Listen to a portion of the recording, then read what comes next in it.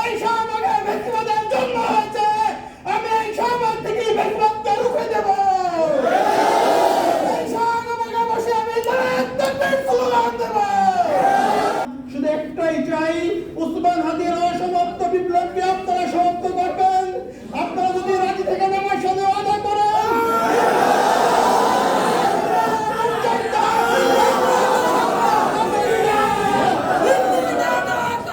আমার ছোট বোন আমাদেরকে বড় করেছে, তার বিদ্যুতের টাকা দিয়ে আমাদেরকে পড়াশোনা করেছেন। কান্না করার জন্য আমরা রাজপথে নামি নাই।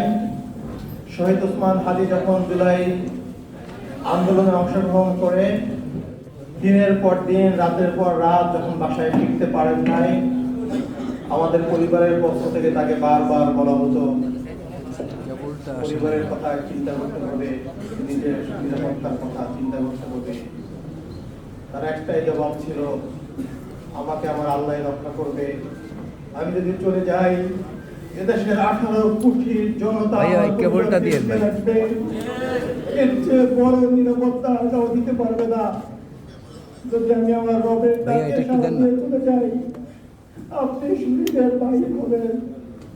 আমার মাকে বলেছিল, আমি যদি মা চলে যাই, আপনি শহীদের মা হবেন, এর চেয়ে গর্বের কিছু নাই। কিন্তু আমি শহীদের ভাই হতে চাই নাই। আমি চেয়েছিলাম রাজপথে বিপ্লবী ওসমানের পাশে থেকে এই বাংলাদেশকে আধিপত্যবাদ মুক্ত করতে।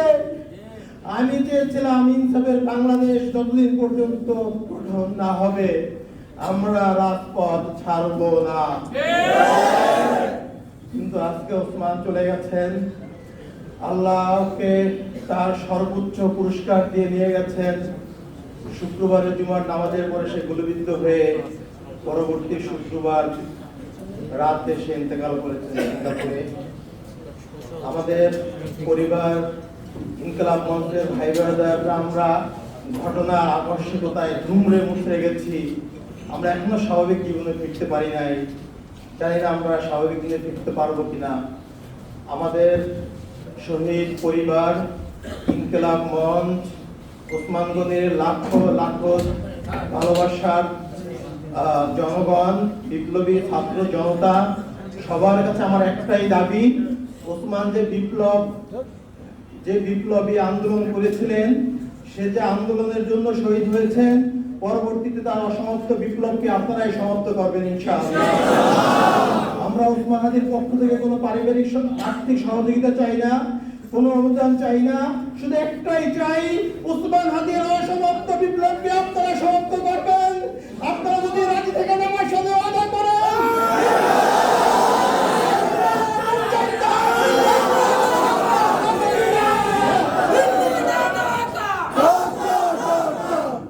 ওসমান হাদি শাহবাগে দাঁড়িয়ে বলতেন, এই শাহবাগ 1000 বছরের মুসলমানদের কাছ থেকে এই বঙ্গভূমি স্বাধীনতা কেড়ে নিয়েছে।